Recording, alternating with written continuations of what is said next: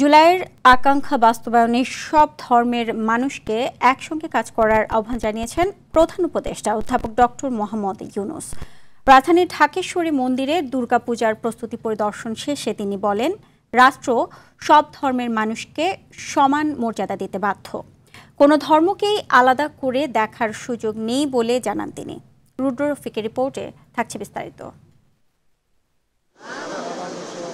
সনাতন ধর্মাবলম্বীদের সবচেয়ে বড় ধর্মীয় উৎসব দুর্গাপূজার প্রস্তুতি দেখতে রাজধানীর ঢাকেশ্বরী মন্দিরে আসেন প্রধান উপদেষ্টা অধ্যাপক ডক্টর মোহাম্মদ ইউনূস। এ সময় সনাতন ধর্মাবলম্বীদের সঙ্গে শুভেচ্ছা বিনিময় করেন তিনি।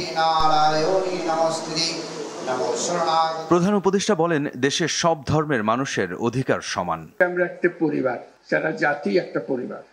পরিবারের মধ্যে নানা রকমের মতভেদ থাকবে, নানা রকমের ব্যবহারের পার্থক্য থাকবে, কিন্তু পরিবার একটা অটুট জিনিস। জুলাই গণ অভ্যুত্থানের মধ্য দিয়ে আমরা বৈষম্য, দুর্নীতিমুক্ত একটি সমৃদ্ধ দেশ গড়ার যে অগ্রযাত্রা শুরু করেছি, তার সকল বাস্তবায়ন করতে হলে ধর্ম, বর্ণ ভেদাভেদ ভুলে সকলকে একসঙ্গে কাজ করতে হবে।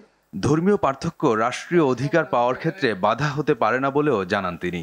রাষ্ট্র দায়িত্ববদ্ধ সবাইকে সমান মর্যাদা দেওয়ার জন্য, সে যেই হোক, সে যে ধর্মে বিশ্বাস করুক, যেই মতবাদে বিশ্বাস করুক, অসীম ধনের অধিকারী হোক অথবা নিঃস্ব হোক, রাষ্ট্রের কাছে সে একজন নাগরিক। কোন সরকারের অধিকার নাই তাকে কোন জায়গা থেকে বঞ্চিত করা, ক্ষুদ্র পরিমাণেও বঞ্চিত করা। সুখী সমৃদ্ধ বাংলাদেশ বিনির্মাণে সব ধর্মের মানুষকে ঐক্যবদ্ধভাবে কাজ করার আহ্বান জানান অধ্যাপক ডক্টর মোহাম্মদ ইউনূস। আমরা যে নতুন বাংলাদেশের কথা বলছি, তার মধ্যে এটা সবচেয়ে গুরুত্বপূর্ণ বিষয় যে সবাইকে সব নাগরিক অধিকার নিশ্চিত করা, সেটা যেন আমরা করতে পারি। রুদ্র রফিক, RTV, ঢাকা।